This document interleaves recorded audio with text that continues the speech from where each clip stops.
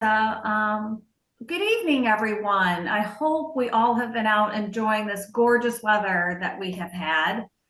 Um, I know I've been out doing all kinds of stuff, doing a little cleanup or just kind of checking out my plants and making sure they made it through all that snow. So I'm hoping you're all doing the same. Um, so welcome. It looks like we have 66 people joining us this evening, which is a good number, and glad for that because I know we have a great speaker today who's going to start us off, Jody, and is it Mariah? Yes. Okay. Okay, thank you. And so Jeff, if you want to go ahead and introduce our speakers, I'll let you take over from here. Great. Thank you, Shelley. Can you hear me all right? We sure It's can. We sure Okay, can. great. Good. So it's my privilege tonight to introduce Jody Dahmer and Mariah Corso. I first had the opportunity to hear Jody at a soil and water conservation workshop he put on last spring, and he gave a really engaging and informing presentation. Mariah and Jody together make up the business Beargrass Thunder.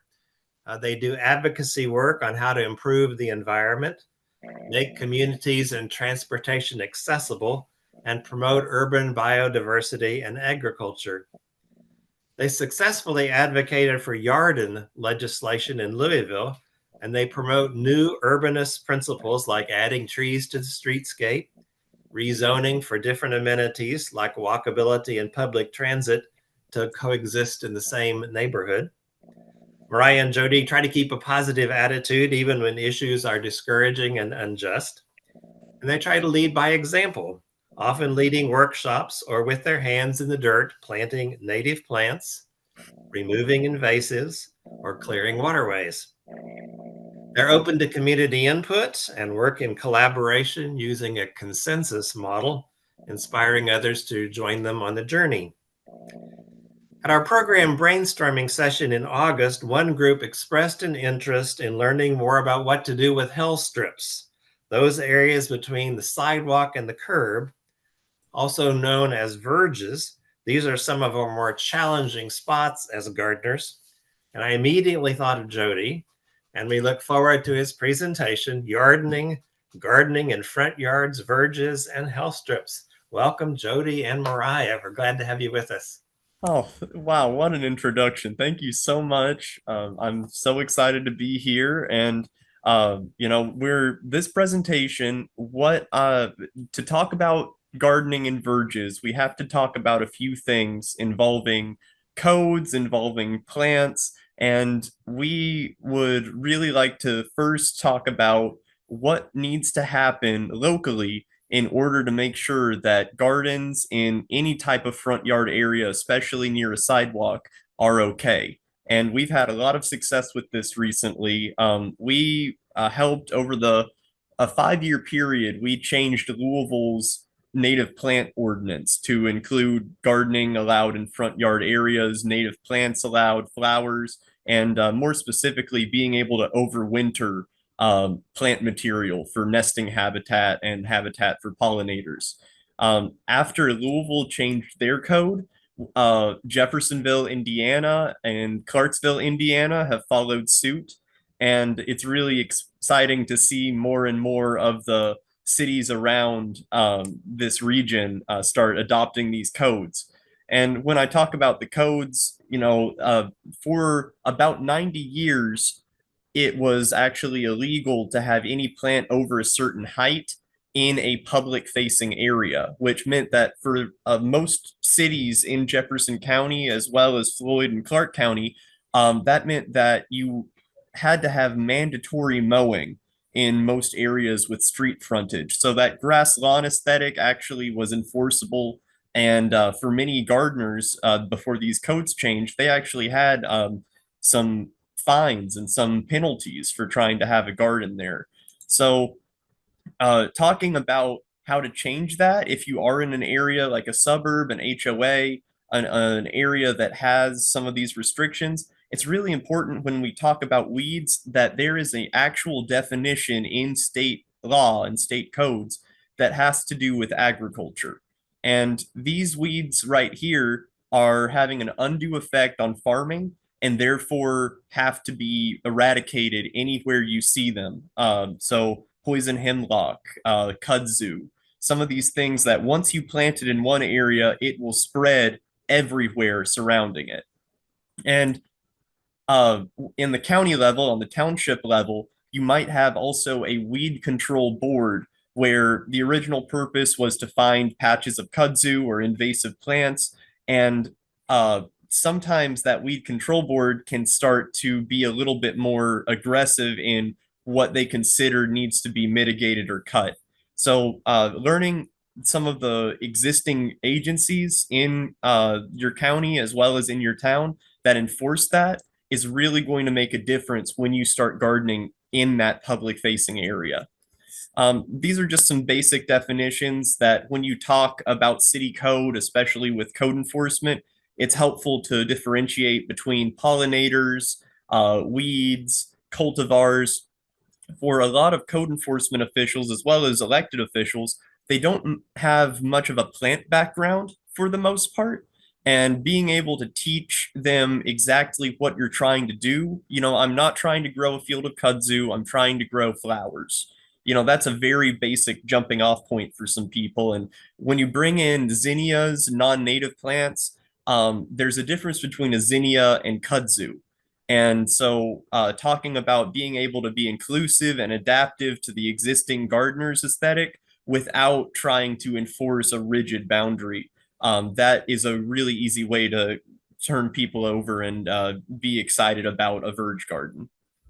And the number one thing that you have to really drive home is that native plant gardens and gardening in verges does not mean that you are not taking care of the space.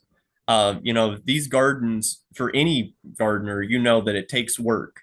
And sometimes when a plant is growing wild, they equate that to having an unmowed fescue lawn, which is the picture on the right.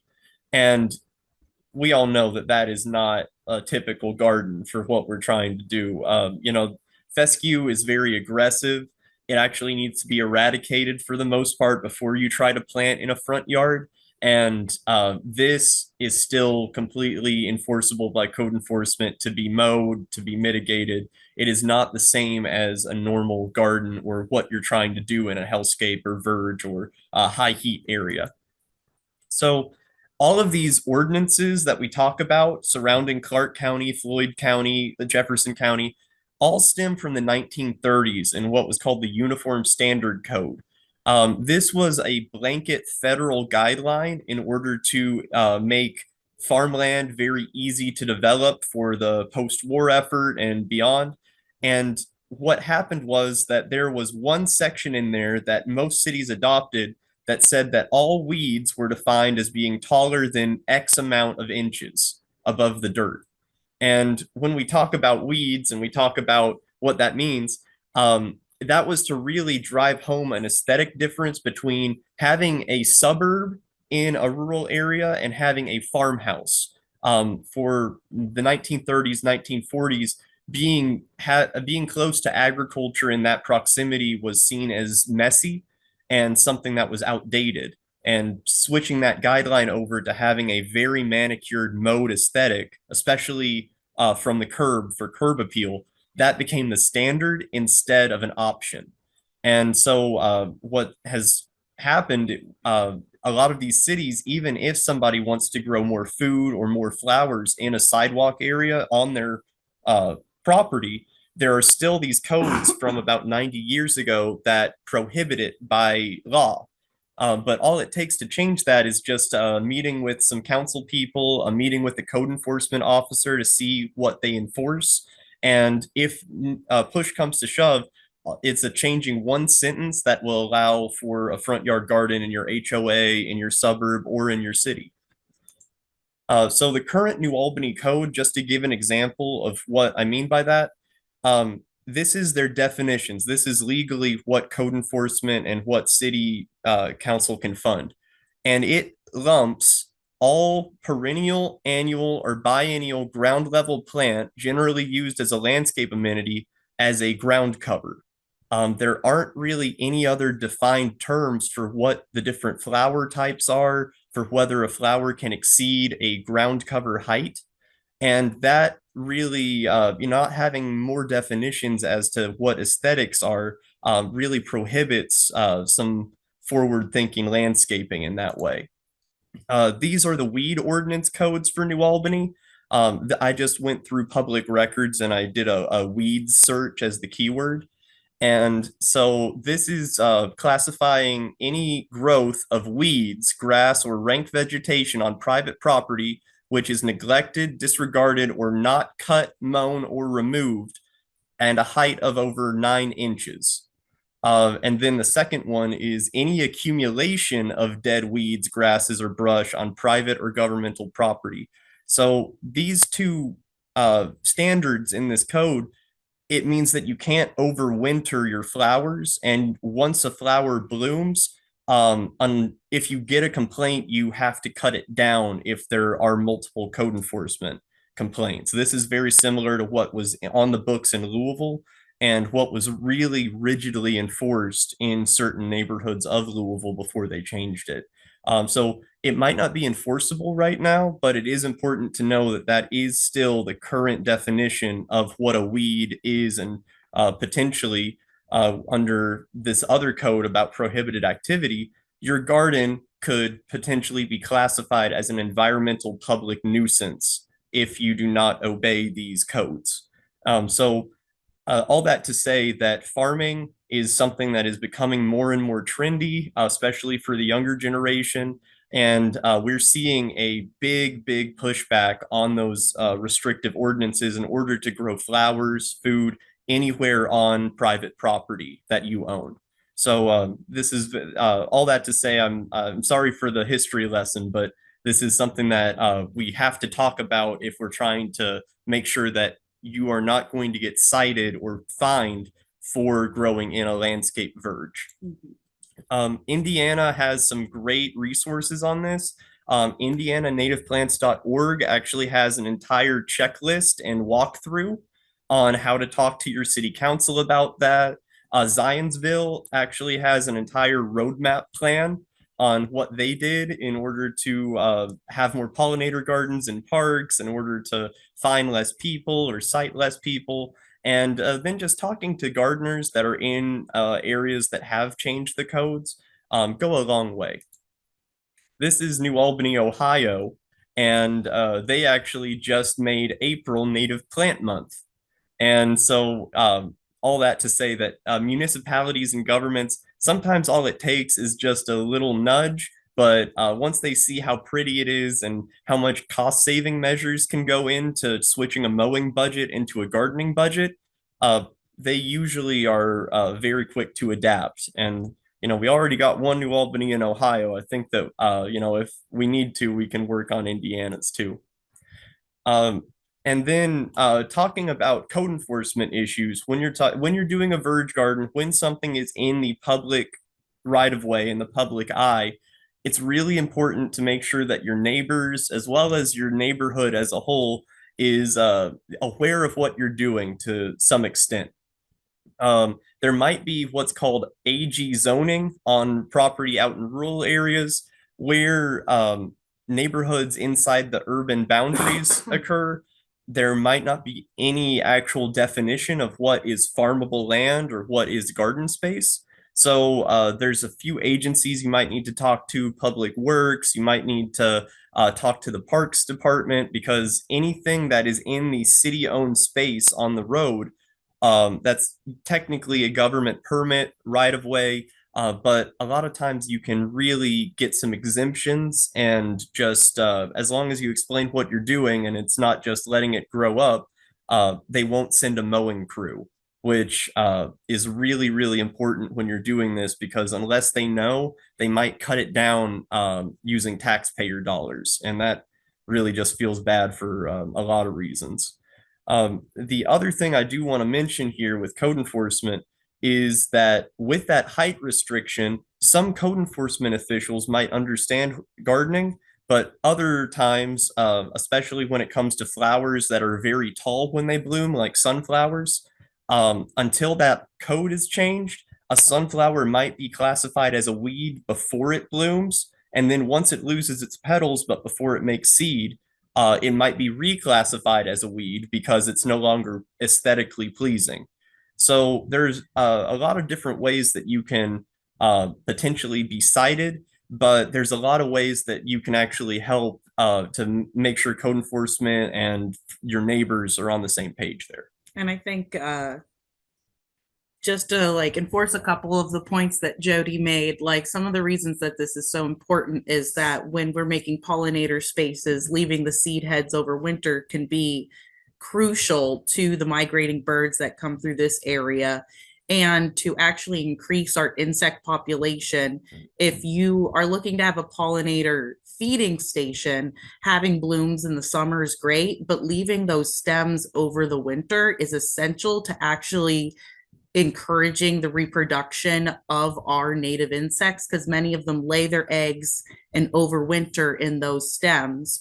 So and to reinforce like Jody's sunflower point, I know a lot of times we use sunflower because it's so tall, it's really easy to think about that height issue. A really easy plant to think about is the one that Jody just showed as the plant of the month. For that other municipality is asters. Asters are so pretty. They're beautiful, especially in that picture he showed, but they are our late bloomers. They bloom the same time as mums do, like late November. They're the last snack for our native pollinators.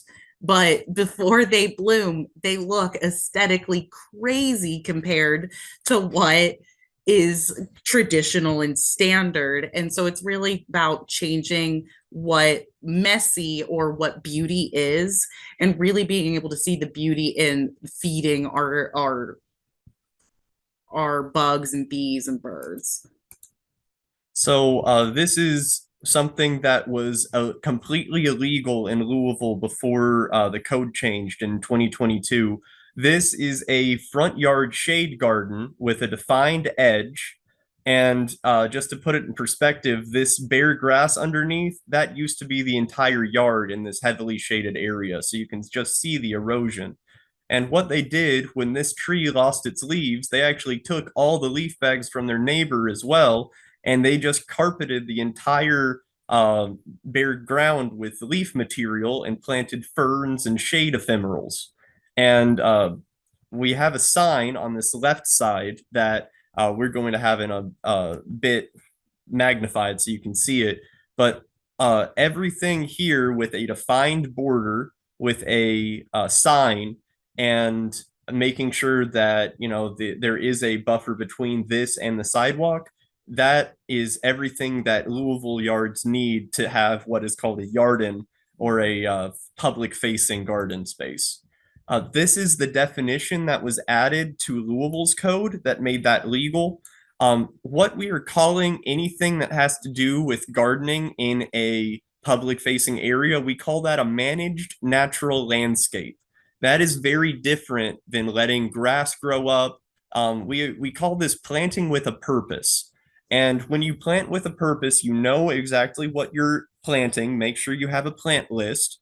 But also you have edging, you have fencing, and you have, most importantly, a buffer in some way from the sidewalk to where the edge is. That could be a fence, that could be a picket line, that could be ground cover and then going into taller plants. But it's very important to have some sort of rigid definition that doesn't allow for flopping in the sidewalk, because that is the most 100% way to get cited by obstructing the sidewalk right of way. Everything else, as long as it has edging, it has fencing, and you call it a managed natural landscape, that is all that is required from code enforcement. Having it enumerated like that also protects being able to grow food in your front yard. And that can be really important because some of our homes are only facing the right direction for our tomatoes, to be in the front yard. Could you go back, actually? Oh, yeah, of course.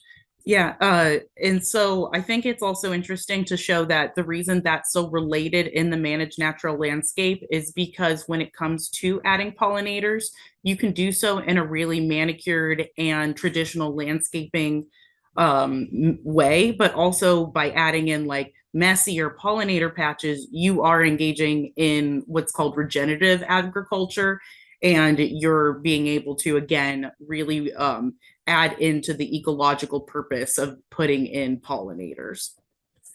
So there were some problems when we were the first city in the whole region to change the code relating to front yard gardens. And so we ran into a few issues that we tried to rectify in the last 2 years. One of which is signage. Right now, under the city code, all gardeners have to have a sign up in some way that is visible. And the problem is that that does put a cost burden on the homeowner. If you have a sign that gets blown down, where it's a cheap sign, it's not a metal sign that's affixed to a fence. If a storm goes through or something, or if the sign gets stolen, if you don't know about that in time, you could get cited. So we want to try to make like it easier in some way, just because that ties into the other problem that we have.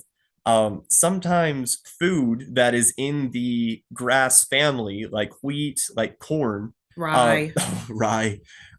If somebody was trying to grow that, they would get cited for grass because, according to code enforcement, anything in the grass family is the same punishment as having an unkept lawn. And in code enforcement's defense, their main focus isn't only just going to be on this vegetation. So being able to ID many grasses is not going to be in their highest priority. Mm-hmm. So one of the things that code enforcement brought up to us was, okay, well, they need to have another sign that says this is edible material. And so I'm thinking to myself, how many signs does one person need if you already have one for the flowers? You know, like I just want to make sure that code enforcement is trained.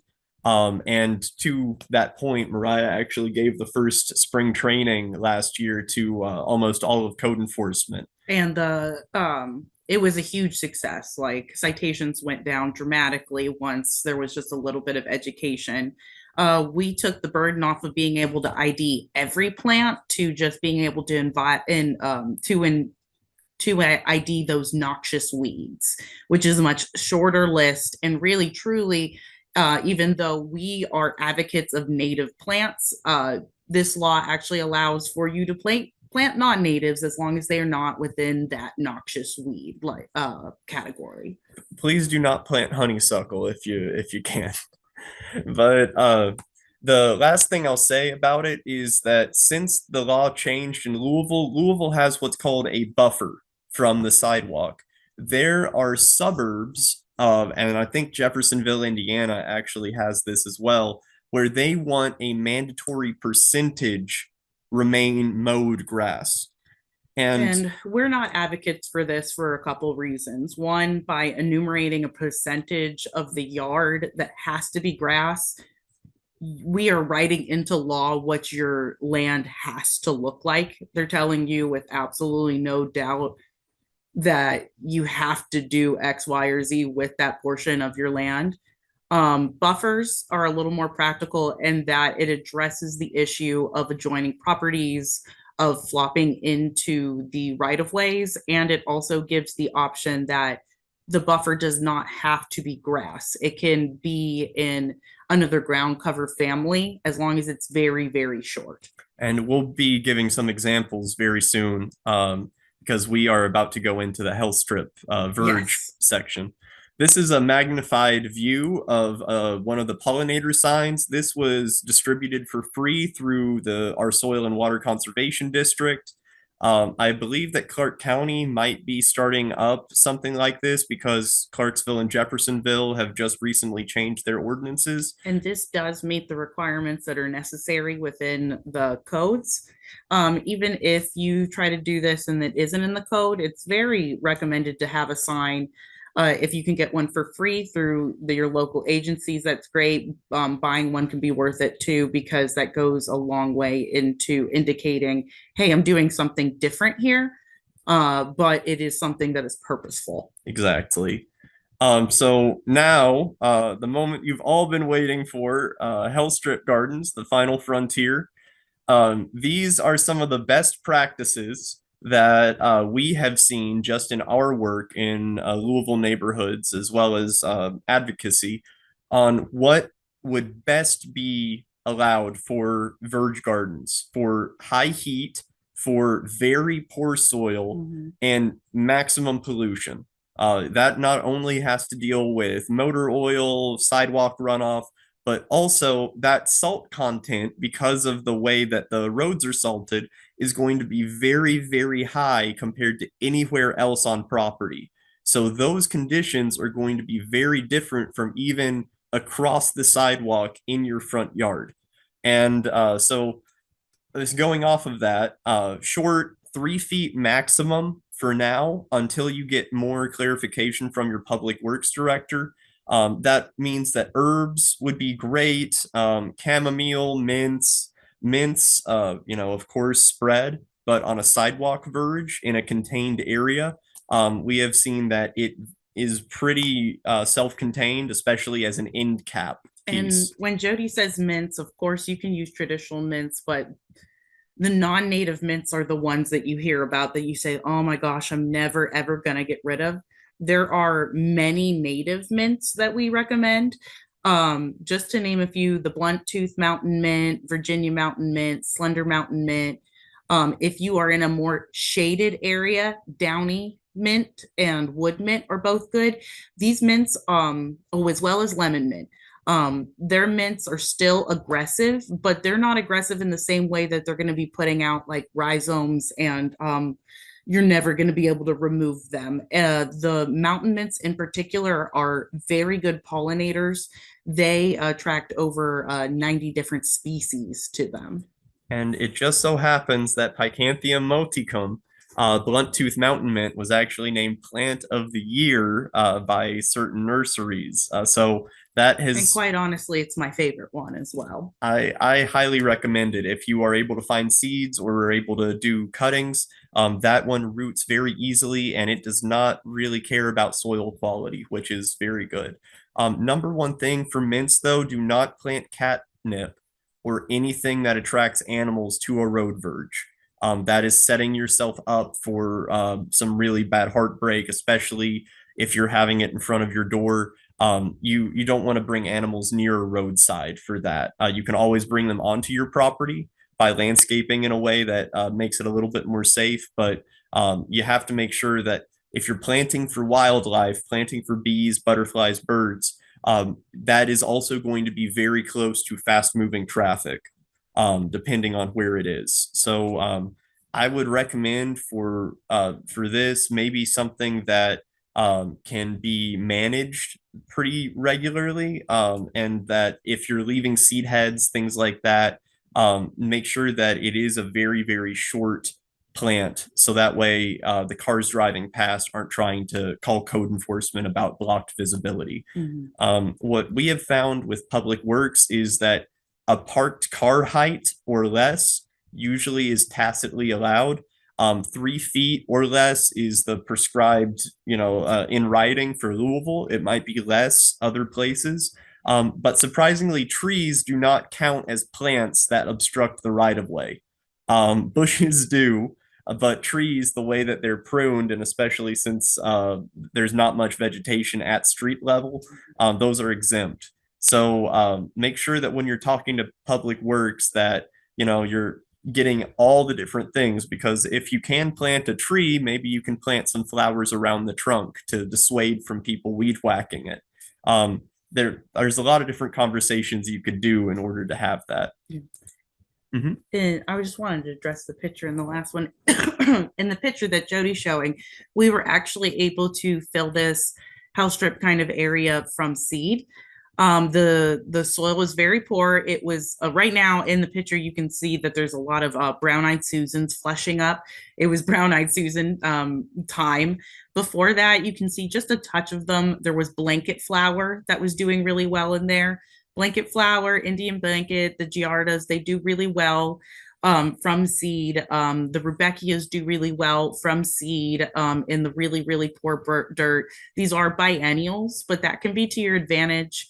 and that they can be a little bit easier to maintain. Like if the brown-eyed Susans do get a little crazy, it's my personal opinion that the 1 or 2 hours of going out to trim them back and make sure that they are in the style that you want, they're not in the right of way. You can do a Chelsea chop, which is cutting a little bit earlier before seed heads bloom, to actually cut them back to a desired height and keep them shorter. So I think a couple hours of that can be much better than the mowing of a hell strip over and over again. Mm-hmm. And all that to say that seeds work very well if you have a large area, but you always have to stay on top of the right-of-way flopping. Yes. If you do seeds, it's much more randomized. You have less control with seeds. As you can see in our picture here, we have done rooted plantings. You do have to be a little more diligent with the rooted plantings.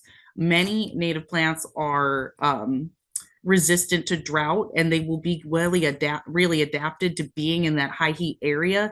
But just like any plant, they'll be vulnerable when you're first putting them in, and will need some watering and care to get them fully established. Seeds are cheaper. You can set them, forget them, and see what comes up. But there's definitely going to be a higher cost in maintenance later. So it's kind of about whether you want to put the maintenance in upfront watering to really get your perfect plants there, or to put in the maintenance later, trying to manage the chaos of seeds later. And a few of our favorites that we like to plant. This is Pink Evening Primrose. Which I will say, just in case we have some native plant people, is not native to Kentucky, but is native to Missouri. And we feel like it's a very, very good fit for our urban heat environment.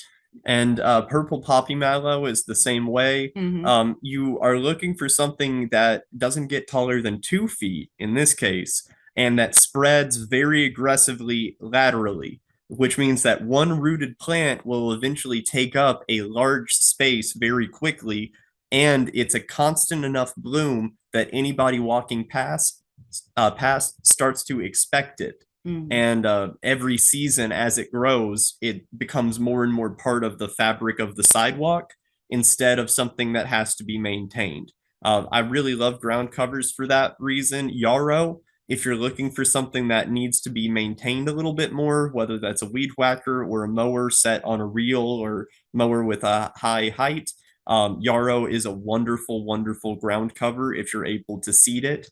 You can also do a plug tray, but those feathery leaves make a wonderful, wonderful ground mat, and the blooms actually will be able to still bloom even at 1 feet tall. I will say though, if you put a yarrow in a well, if your verge happens to be more fruitful, it isn't actually dry, it's actually kind of nice soil and whatnot, and you put a yarrow in, and it does really well and left unattended, it'll get to about 2 or 3 feet. It's a little bit taller than people expect. But that's why putting into some consideration of what's your verge also like, because we're edging on the side of that it's probably dry, rocky, and hard, but some people do have really, really shaded streets, runoff, stuff that actually kind of adds a little fertilization to it. And taking all that into consideration can give you some extra plants to use. Some plants that advertise being short will get a little bit taller in good soil. So sometimes we're banking on the soil being very poor to kind of get that manicured low grow height. So it's worth really asking yourself what the bed is in itself as well. And going off of that, people ask me all the time about clover yards and putting clover in. Clover will last in the spring and in the fall. Mm-hmm. In heavy sun, even partial during the summer heat wave, clover will die back. And a lot of times, if you do not have anything there as a ground cover, that will mean bare soil during the hottest part of the year. And it for hell strips in particular, because there is already such a heat differential there being that close to asphalt, the clover will die back there first. Yeah. So you will get a beautiful spring flush if you do this. If you take out all the grass, you sow the clover seed on bare soil, you will get a beautiful spring flush, but you will be severely disappointed if it is not almost full shade. We did a lot of experimentation with clover because of the success we saw with other people who were using it in different climates. And we've found, at least in an urban environment, that intense heat in the Hell Strip is really detrimental to the clover.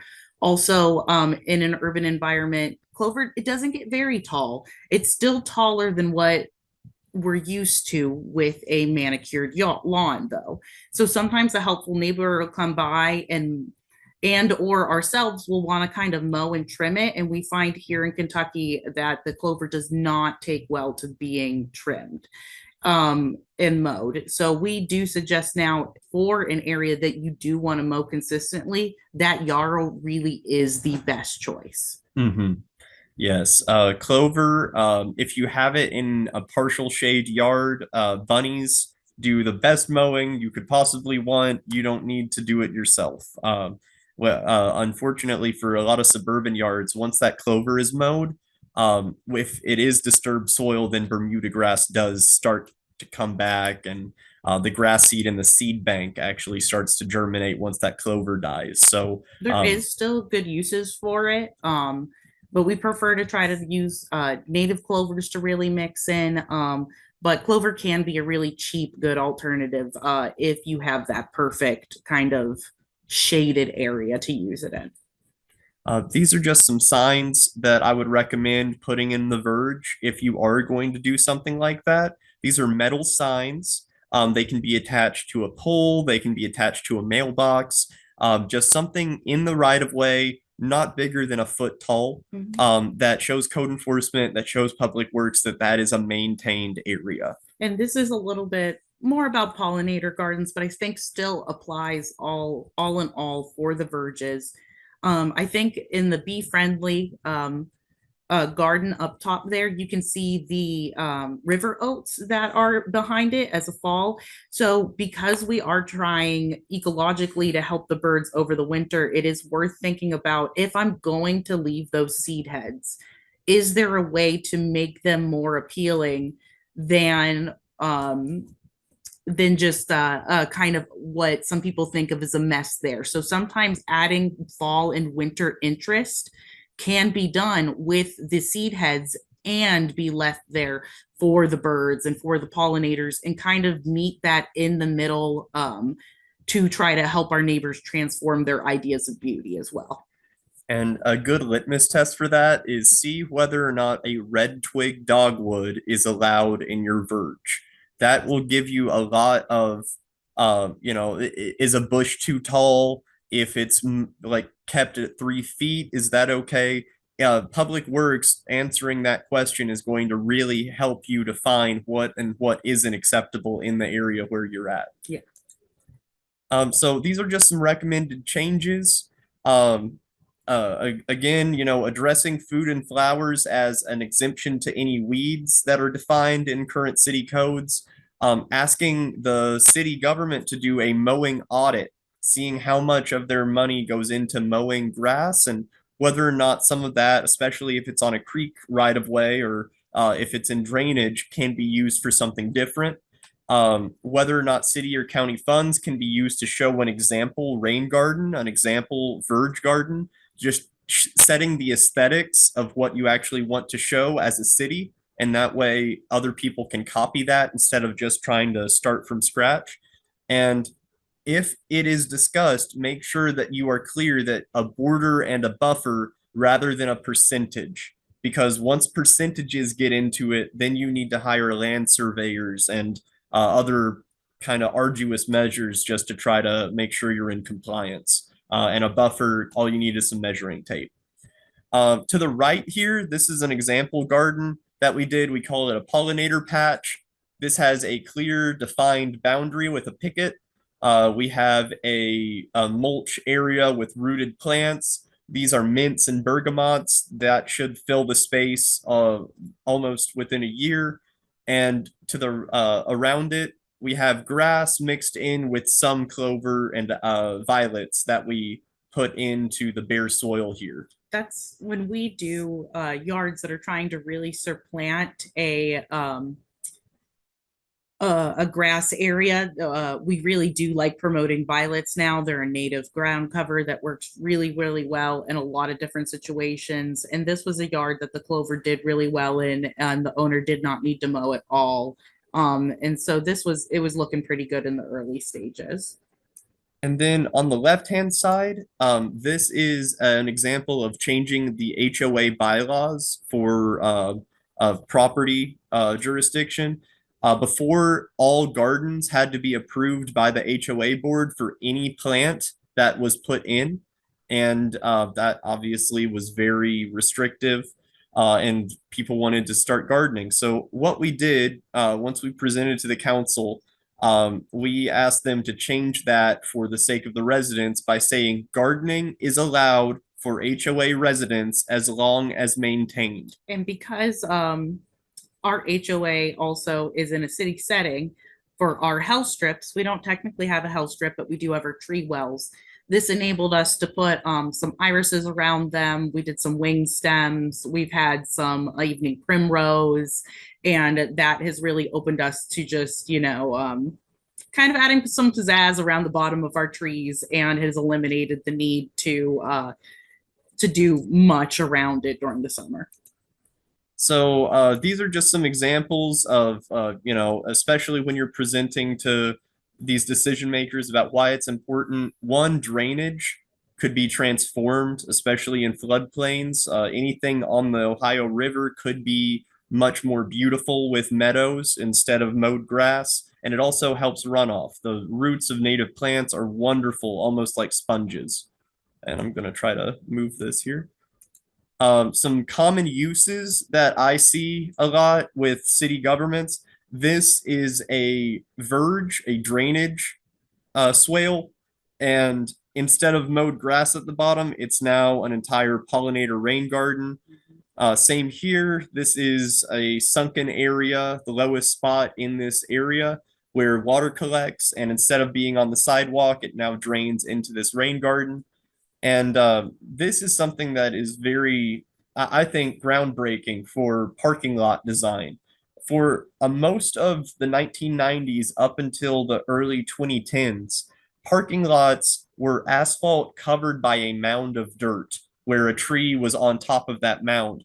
And what happened was that when you have a mound, a hill on top of asphalt, you have no way of holding that water in. And as a result, you have to spend more water constantly trying to keep that tree hydrated and trying to keep that tree, cool and surrounded by all that asphalt.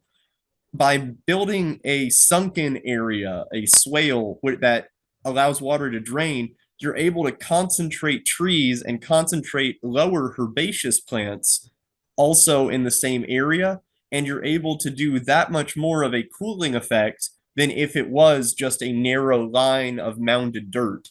And this is something that I really am excited that more and more city governments are getting involved with, because it's a way to filter out pollution before it hits a creek.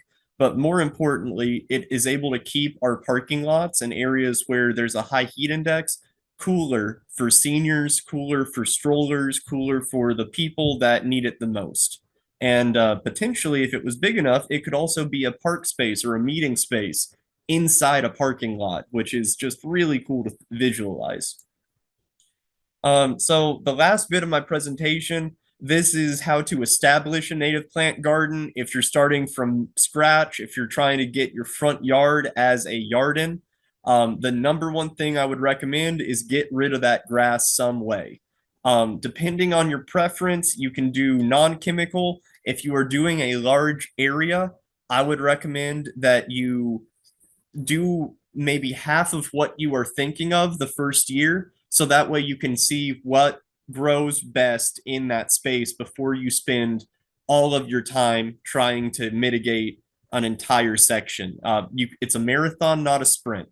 And especially when you're doing seed, it is a very slow process compared to rooted plants, but the seeds are very much, cheaper, very cost effective. So this is billboard fabric. You can get billboard fabric, you can use blue tarps, but this is solarization. This is cooking the grass during the hottest months of the year. So you would need, if you start now, you would need to leave that tarp on for about 6 to 8 months for maximum effect. This is sod removal. This turns up the grass roots and kills the grass, but it also has a pretty heavy impact on the soil health just because you are exposing that much soil to the elements. This is cardboard, which is a kind of mixture between the two. The cardboard will break down.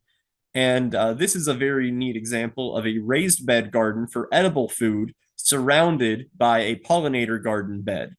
So this is accessible by this raised path here. But if you're growing edible food, I highly suggest you do a raised bed so you know what the soil is. And wherever you put plants, make sure that you do a soil test if you can, just to make sure that you know what heavy metals are currently in your area.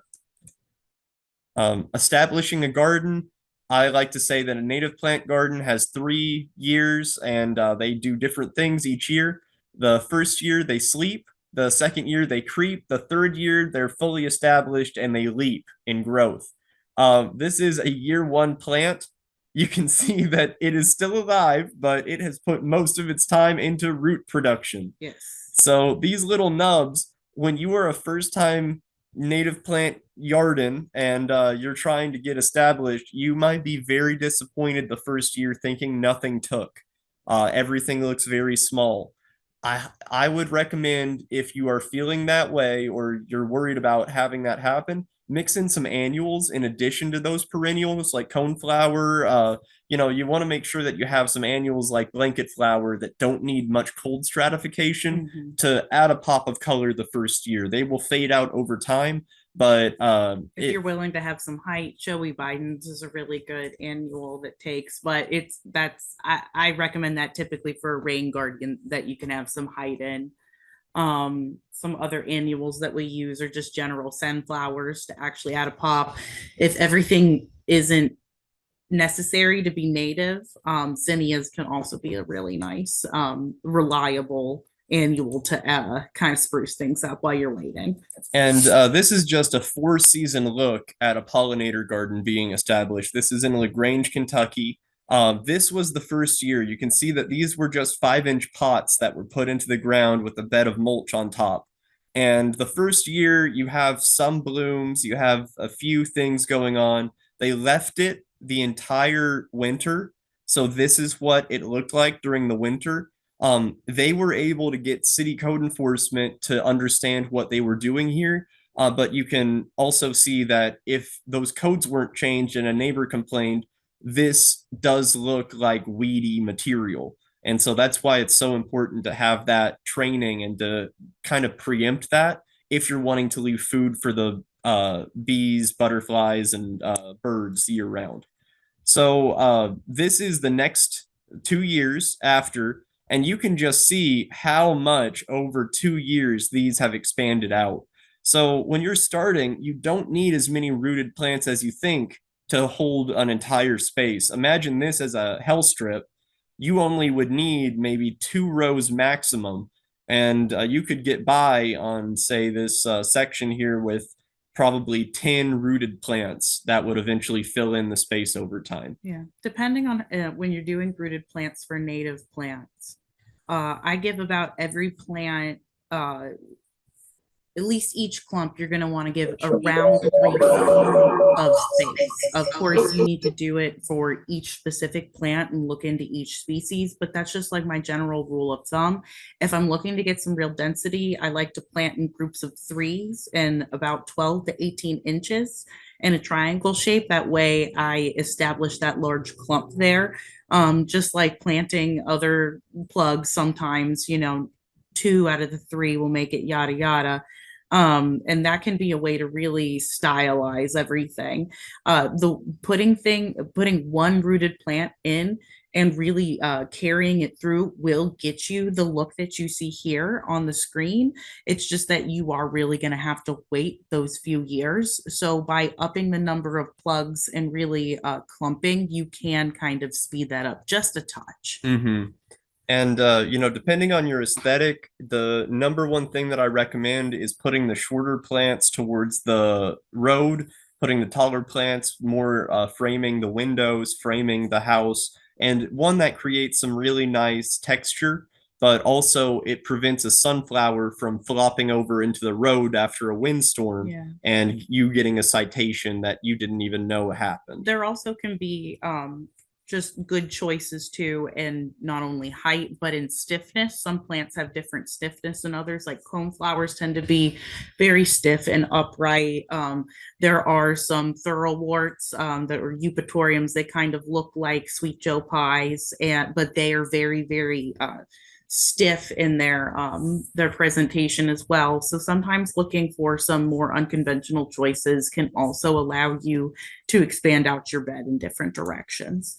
And this is a very, very beautiful front yard garden. This is something that somebody has obviously put a lot of time into, but this is completely allowed under Louisville's code, under Jeffersonville, Indiana's code, under Clarksville code. The only issue is that with Clarksville and Jeffersonville, with the percentage, half of the rest of the yard has to be mowed grass. So this is the way that half 50% of your property could look, but the other half, unfortunately, would have to be mowed. So just look at your local ordinance and just make sure that you understand what you can and can't do. But this has a defined path. This has a mulch buffer. This has a rock buffer. You have clear delineation of different planting materials. And it's just a pleasure to look at and enjoy.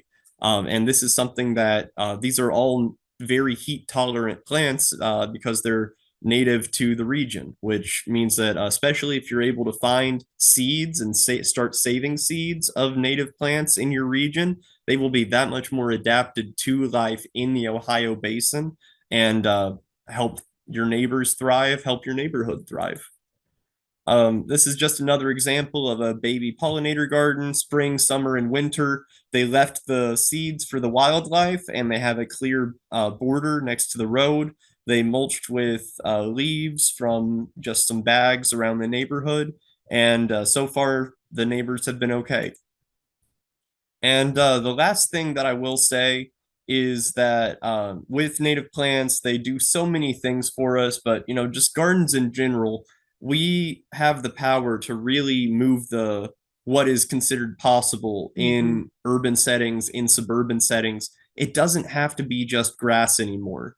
And there's a lot of momentum right now to help rethink what's possible for food access, for flowers, for being able to teach our kids and grandkids about being able to garden and teaching that skill set in a suburban setting where a lot of times, especially for me growing up, the only thing I did was learn how to cut grass. And it took me going out of school into a college setting to learn that passion about horticulture. And I really think that we could really start that here.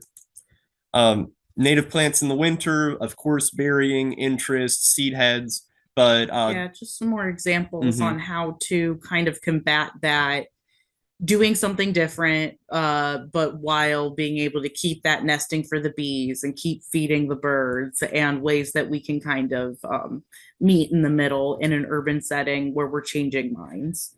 And the last thing I will say is that we are not trying to allow invasive plants by any means. We're not trying to allow for unkept grass. What we do want to do is teach and train code enforcement and our elected officials about what the worst invasive plants are and what we can do to mitigate them before they start spreading other places.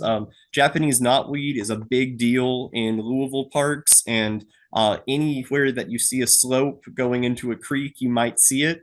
It's actually edible, but what I would do, honestly, is use goats or work with the Parks Department to allow for grazing.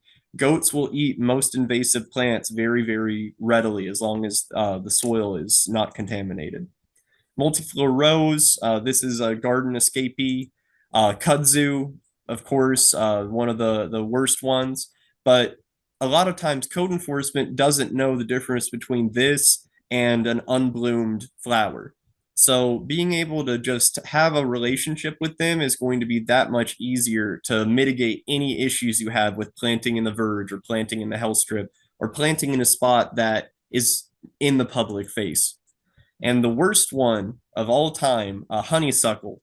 If you are able to talk to your city council and talk to your parks department about a honeysuckle and potentially a Bradford pear remediation plan, the interstate right-of-ways on I-64, I-265, there are so many things that could go in there. And Indiana and Kentucky state tourism as well as transportation cabinets are interested in using flowers instead of mowing.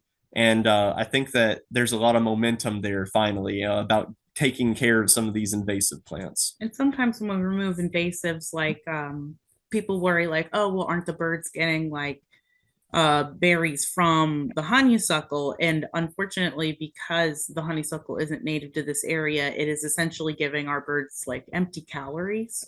So being able to take that out and allow other native things to flourish that they've actually ecologically grown with will add a lot of enrichment back into their diets. Yep.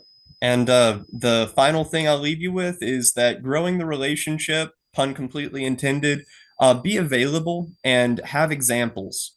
If you're showing off a verge garden that has never been seen before in your city or your town HOA, then you have the power to lead by example and get that to be what other people can copy off of. Nothing is set in stone. All we need to do is just have some conversations with decision makers and realize that there's more than one way to have a pretty yard. And sometimes that can be adding flowers, adding beauty to that. And, I'm just very, very excited for the future. So thank you all so much. We're happy to answer any questions. I saw the chat. Again, thank you so much for your time. Yeah, absolutely. Well, thank you both. It was both inspirational and quite informative. I failed to remind people to put their questions in the chat, so we've got time, so please do that.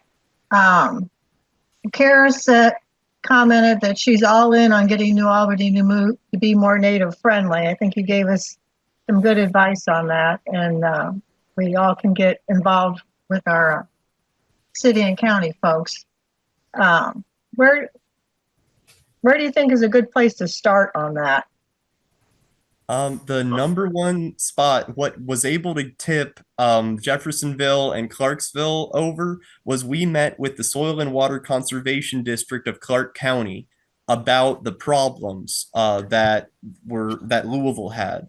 And they learned about those problems, and more importantly, they saw that there was a big push to expand into existing farmland, and they were worried that the existing farmers, if for a city government ever expanded their boundaries, that the farmers would technically be illegal. So we did really went for it. We were in contact with a farmer who was on the outer edges, who had code enforcement called on them for their field of kale. And of course, they didn't get cited for their field of kale, but once our city enforcement had driven all the way out there, they got cited for something, and so that's why in my speech I did highlight the link between it being regenerative agriculture and there being food agriculture, because they can be related in the fight to have both allowed. And the conservation district, since they are elected officials, they can bring a roundtable together of every city and county elected official in one spot. And I would say another really good place to start is kind of just addressing places that are hard to mow. Like a lot of times, like creek banks along the waterfront, like there's a lot of areas that there's probably the mowing companies, one, don't want to be, and two, would be happy to not mow if it was replaced. And then you kind of roll that into saying, hey, wouldn't you love to spend less money on mowing? And that usually really gets kind of all sides involved once you turn it into a financial question. And the final thing I will say on that one is if you have a city code that legally restricts what a flower is or isn't legal, that means the Parks Department of that city has to abide by the weeds ordinance, which means that pollinator gardens in parks, unless they are specifically exempted, are technically illegal to build. So, talking to the Parks Department about, hey, wouldn't it be great to have a pollinator meadow in this park? It could just be a 3 foot by 3 foot square, but it shows the example of what's possible. And it also shows city officials, hey, this is what we're trying to do. So there's a lot of different ways to go about it, but Soil and Water Conservation District and the Parks Department would be your best friends in this, I think. Excellent advice. Thank you. Can you reiterate what your favorite mint was?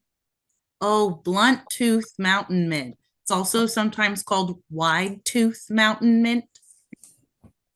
Some other things I really like planting in verges, and of course, I would still do your research and kind of ask yourself what my soil is like in the verge. But depending on it, things that I've had do well, pussy toes have done really well, and they're fun. They're kind of like in the pussy willow family, but they are a very low ground cover. Canada anemones can be really good. They stay extremely short. Rose vervain doesn't get much taller than 18 inches.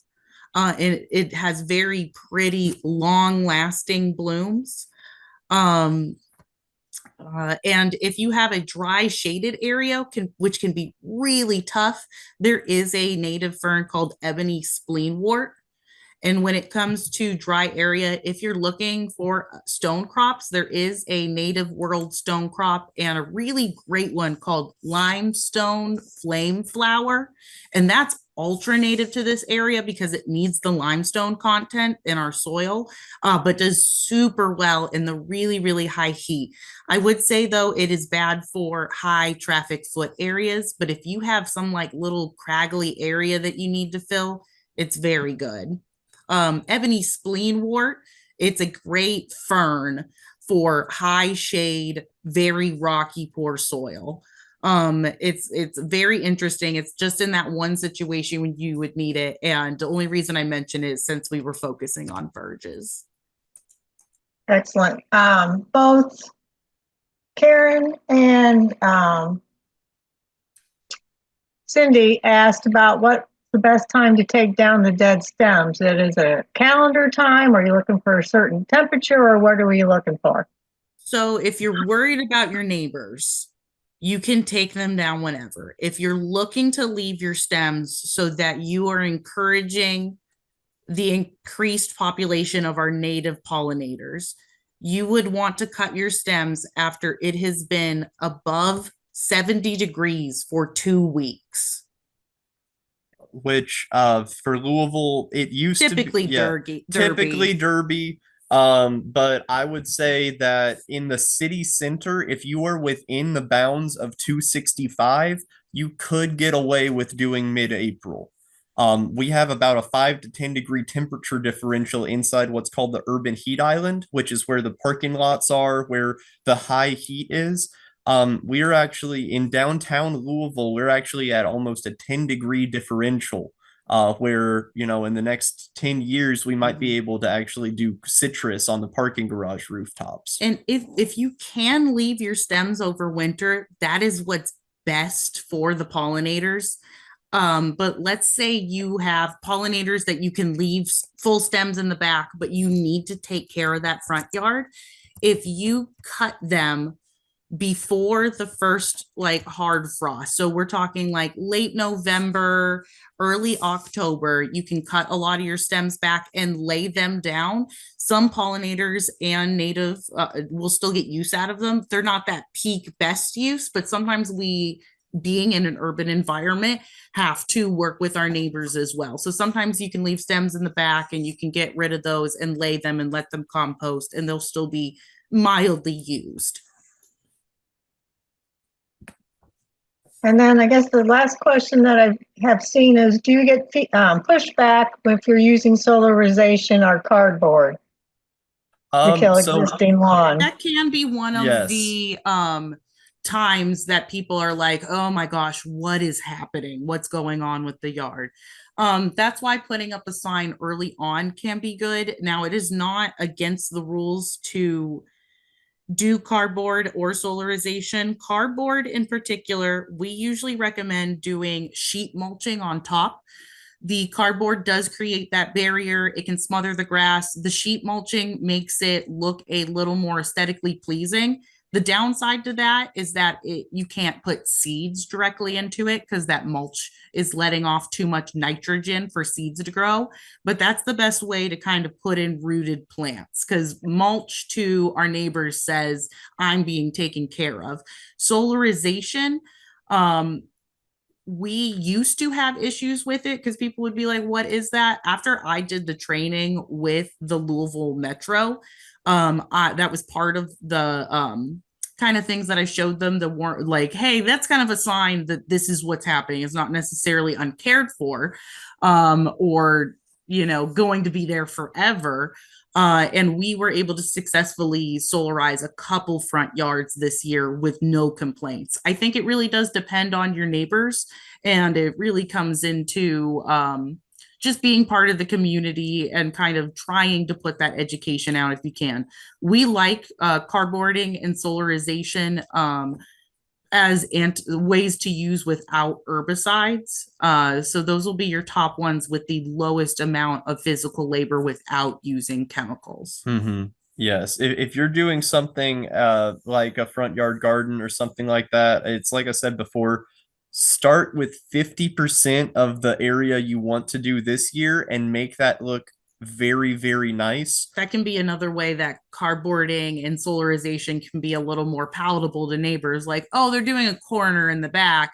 Oh, next year I see she's doing like up towards the front, or, you know, and so that kind of triggers neighbors. Like, I saw the whole thing go through that process instead of tarping the whole yard at once can kind of be more alarming. So just little ways to kind of ease people into it. And we call those people that have problems, we call them grass holes, but that'll just be our little joke. Yeah.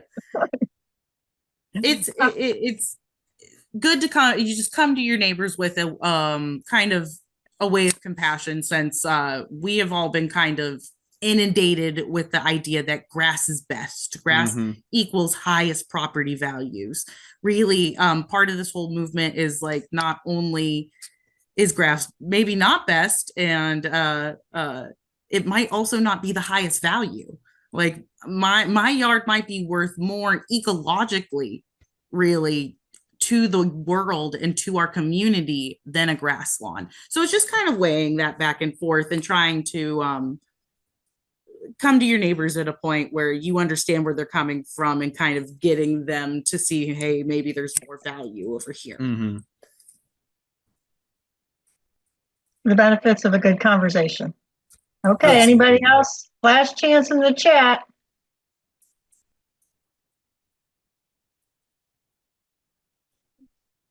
Oh, we'd be happy to send a list of recommended plants in the chat. I saw that one.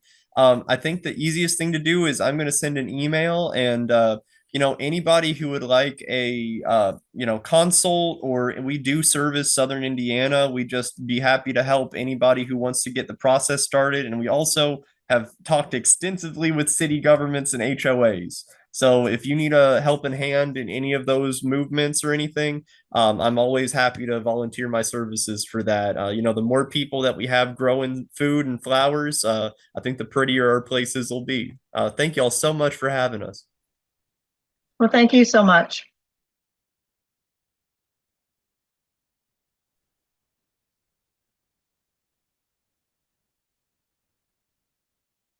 Well, thank you, guys.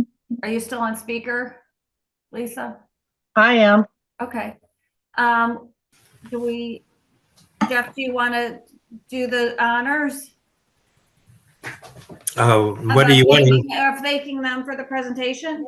I certainly can. We do thank you for that, giving us a lot of stuff to think about, wonderful ideas, and we appreciate your enthusiasm and the carefulness with which you've thought things through, and that kind of consideration for your neighbors. It's part of it. So thank you very much. You. Thank you. Take care, everyone. Thank you again very much.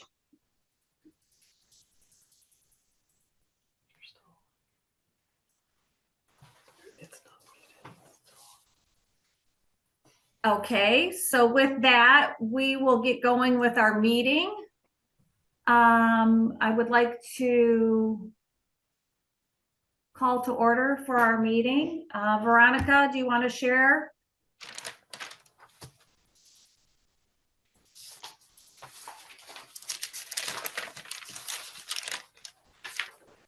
All right, the minutes from the January meeting, monthly meeting were published in the last Sunnyside Master Gardener, or Sunnyside Times, I'm sorry, newsletter.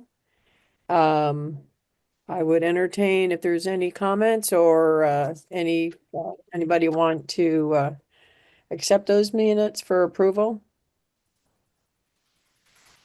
This is Lisa. I move to approve. Do we have a second from someone? I will second. I saw Karen Alexander put it in there. I'll get her. Thank you. I'm assuming, I don't hear any objections. I'll consider that the minutes are approved by everybody.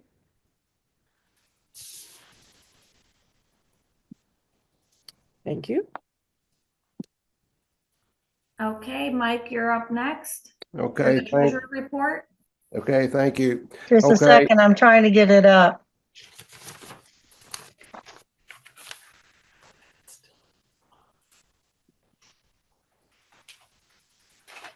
Some reason. Wait a minute, Mike. I'm having trouble sharing it tonight. There you go. Okay. Okay. January was a quiet month as it normally is, with SMG expenses and everything. So we started off with $24,731. We had receipts, we had dues come in on a new member, and also we had the quarterly Kroger Community Rewards check come in. So total receipts were $155. Had disbursements, $75 for January speaker. That actually went to the Jefferson County Garden Parks Department over in Louisville. And we had the annual Zoom license we paid was $160. So total disbursements $235, and ending cash balance $24,651. We will be working, the board will be working on the 2025 budget. The project leaders have sent, most of them have sent the numbers in and everything. So the board will be addressing that, and that's coming up next month, hopefully. Any questions? I'll entertain them. Otherwise, I turn the floor back to Shelley. Thank you. Okay, do we have any questions for Mike, or is everyone good? I'm assuming we're good.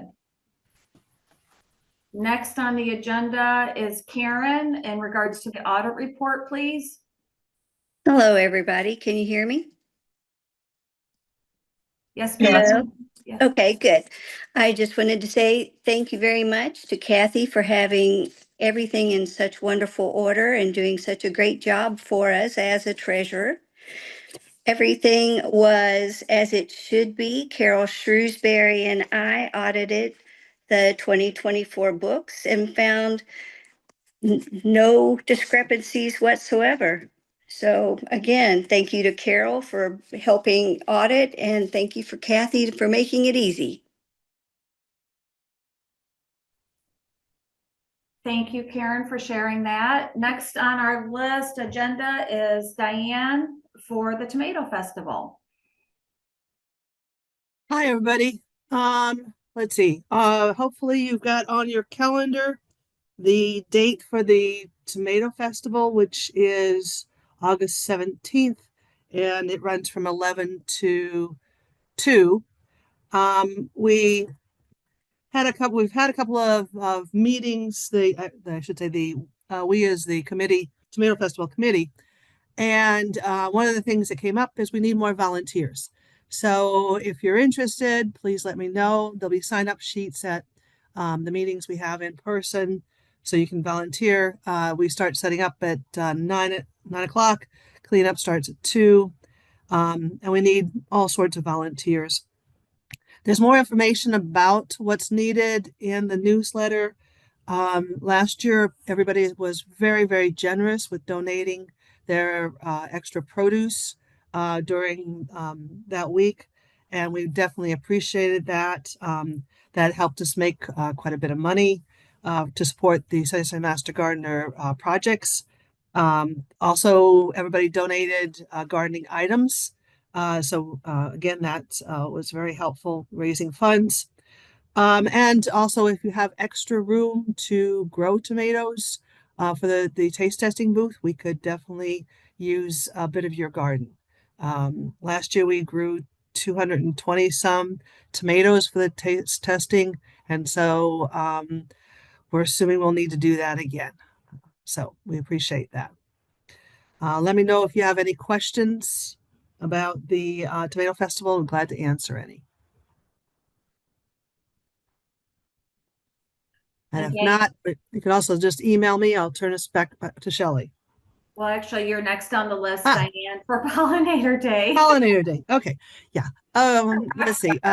That's okay. One of the things that we wanted to do was encourage more people to enter the tomato growing contest.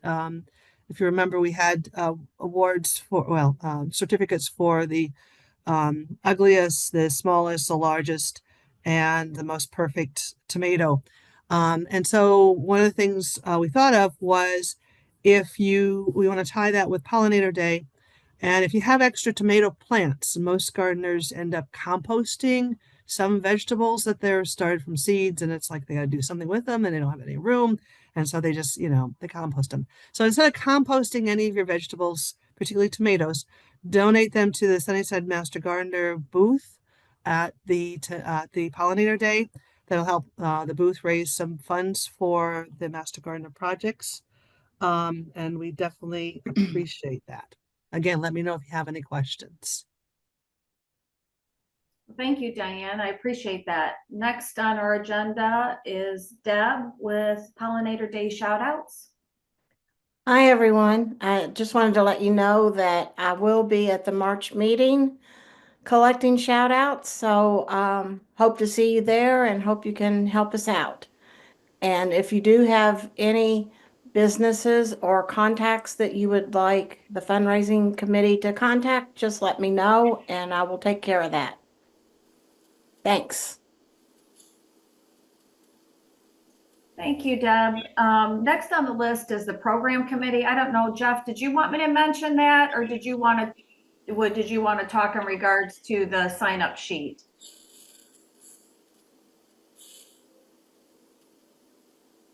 Jeff, you got to unmute first.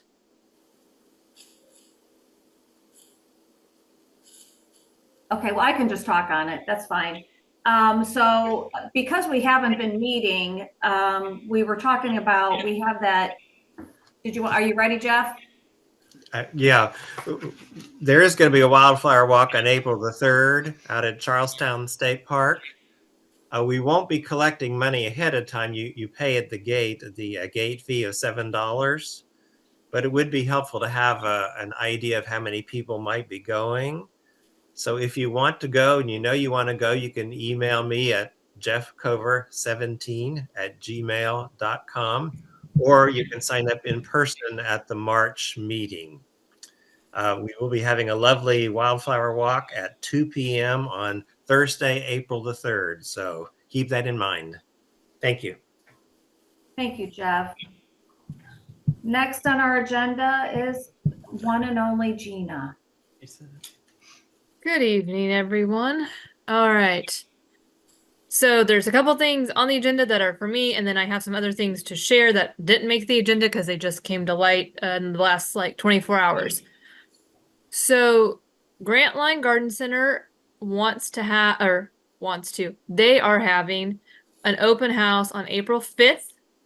They have emailed me to ask if anybody wanted to have like participate, be a volunteer, Sunnyside have a booth. I think we're gonna let Jean take care of that. If you have an interest, before we fully commit, because I want to make sure that we have plenty of people, please email Jean Wolf so that her and I can coordinate to see if we have enough folks to actually man a booth before we commit to Grantline that we're going to do it. I know the spring is very busy. Jeff just talked about there's the wildfire hike on Thursday the 3rd, and then we have this the 5th. I'm like double and triple booked on the 5th. April's Pollinator Day. Like, there's all these things that aren't Master Garden related also happening. So if you have an interest in helping at Grantline Garden Center to do a booth, please email Jean. Charlestown State Park also reached out. They're doing another, like, not a hike, but like a wildflower day or something on April 19th. They asked if you all wanted to have a booth there also. I'm not sure that's the week before Pollinator Day. I'm not trying to speak for anybody. I know several people in the group will be busy that day, putting trees in bags for Pollinator Day. But again, if you have an interest in going to have a booth at Sunnyside Master Gardeners, please email Jean and her and I will coordinate, because I'm still waiting on Jeremy to give me more information on that event. He literally emailed me a couple weeks ago and said, I want to have this event. Do you want to have a booth? I was like, well, what are the details? He goes, I don't know. I just thought about it yesterday and decided we're going to do this event. Which sounds like an extension person that we just dream stuff up and make it happen. So I do want to support Jeremy. He's very supportive of Master Gardeners, Master Naturalists and stuff. We just don't want to commit anybody unless we know we have enough people to do it. So those are the two things that were on the agenda. Let me blow up my other screen here so I can see all my buttons and share some stuff. So this is me doing stuff on March 19th and 20th. There is a pollinator partnership steward certification program happening in Greenville. I will get this email sent out to you with the flyer tomorrow. There is a QR code, and sorry if this moves on your end, I just have to move it on my end so I can see everything. There's a QR code you can scan to register. I'm helping plan sort of on the backside. I am not the one taking registration. That's pollinator partnership and stuff. What I have been told from her is that typically if you were to take this course online, which is several weeks, it's $150. Through a grant, they're able to offer it for free. So if you have an interest, you have to attend both days. But this is coming up. Feel free to sign up. You can email me with other questions. I will do my best to answer questions. But that is coming up. Now, for the other things I need to share, Gina Brown has asked with Let Us Learn that I share this with you all. So I told her I'd share it tonight, and then I will send it out in an email tomorrow. Don't expect the email first thing. I still have to draft the email and attach everything to it. But they're having a Taste Buds Throwdown on March 10th at the Mansion 1886. So this is a ticketed event. It looks like there's some local chefs that are going to go head to head in a culinary showdown. So if that's something that you're interested in, want to do like a date night or something, that is on the horizon, and I will send that to you all. And then let me share this other one. She also has a camp coming up March 24th through 28th. So that's the last week in March. And it is called the Earth Stewards Camp. So it's ages 9 to 14. It is $179. Okay. It does say that there are discounts for families. So it looks like they're going to do Chef of the Day Fresh Food Adventures, doing some art exploration stuff. So lots of cool things. But just wanted to share those. She's looking to get out in the community and try these new events. So told her I would let you all know, and I will send it by email next week. If you didn't get an email from me about Pollinator Day volunteering, please check your spam. I sent a massive email on last week, I believe it was, had a link to a Qualtrics. That's supposed to help make Lisa and I's life a lot easier in the weeks coming up to Pollinator Day so that we know where to pitch it at for volunteering. So please fill out the Qualtrics. I'll send it out again once I figure out how to extrapolate the data from the Qualtrics like I want to. Figure that out on Thursday. And then Lisa sent an email about t-shirts. You want to elaborate, Lisa? I just remind everybody, if you'd like a t-shirt, the deadline's March 1st. Please respond to the email that I sent you, because that helps me make sure that I keep the orders straight instead of monitoring 2025 emails. I appreciate it. And once again, in honor of the 10th year, we're going back to the original yellow. And we're also have tote bags. Both t-shirts and tote bags are $5 a piece. And if you want to order t-shirts for youth that won't be there, those are also $5. All that information was in the email.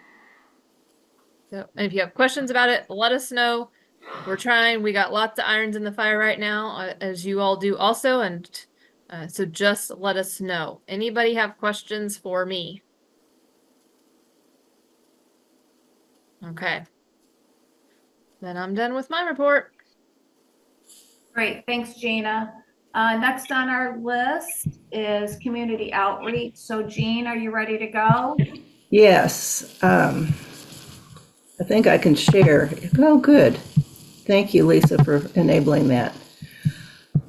So the primary event, I think, that we're focusing on April 5th at the moment, let me scroll down, is to work with the Paristown plant sales. And typically what I understand we give away is garden seeds because we're not allowed to sell them. And the suggestion has been that we limit 3 packets per visitor. I've got a sign-up sheet here, and I'm going to put the link in the chat. We have several different shifts. You can obviously sign up to be there the whole day, but just to allow maybe folks who wouldn't have that kind of time and opportunity to help, we've broken this down into several different shifts.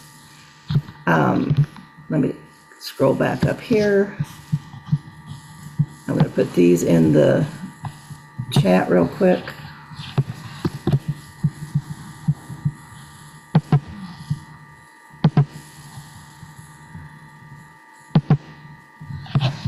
There. So what you should be able to do is to click on either of these 2 links, and that will take you to that sign-up form. At the bottom of the same form, I do have that second opportunity that Gina was talking about, that she wants to see whether or not we have enough interest in. So if you already know you would like to do that, they're the same day. So I think we want to prioritize the Paristown event, but then the Grant Line one, there's room at the bottom as well. Anything else that I need to share about that, Shelley? My only suggestion might be, because I know a lot of people aren't real good with Zoom, can we email that link as well to the, or can you, I guess I could probably copy and paste this somehow and send it out to everybody so they have the link via email, because that might be a lot easier for other people. I'd be glad to. I can send you an email right now again, Shelley. Okay, that's a great idea. And then that way I'll send out the email to the whole group, and then that way I think it'll be easier for people to do it that way. Okay, will do. Thank you so much. Mm-hmm. Jean, do people have to log in to sign in to fill out this form or anything? They should not have to do anything. I made it a public link. Okay, because when I put the link in my, and went to it, I have sign in on the right-hand corner. The only sign in that you should have to do is if you have not already signed into your Gmail. Okay. That will often come up saying that you need to activate your Gmail before you use a Google Doc. But and if people aren't using a Gmail account, They should be able to use this, but they can always just email me and say, I'm willing to do this, and I'll give them the times and all that are available. Okay, I did put your email in the chat for people. Great, thank you.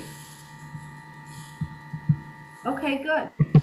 Thank you very much, Jean. That's wonderful. That'll make life a lot easier for everybody. Thank you. So basically next on the list is, we are going to be having a hybrid meeting in March. But like Gina said, there's been a little blip in regards to Prosser. But I did just get an email that we still may be able to have our meetings there. I don't know if you got that email or not, Gina. I sent it to you during the meeting here. Yes, I saw it. Okay, so I guess we're gonna just still work with them, and try to figure out where we're actually gonna be having our meeting this year. So everybody just kind of be watching emails, and we'll let you know as soon as we can. They're doing some construction, and myself knowing living in a construction zone, it gets kind of messy, and so they're just trying to do right by everybody, but we'll work it all out. Just be looking for emails about where we're meeting at specifically. Right, yeah, okay, thank you.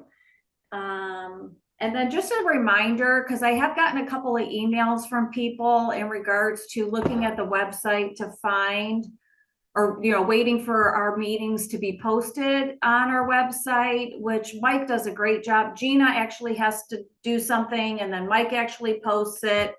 So just a reminder that you don't have to do that. If you go just to the YouTube site, as long as you type in Sunnyside webmaster, you can see the meetings pretty much right away. And correct me if I'm wrong, Gina, on that.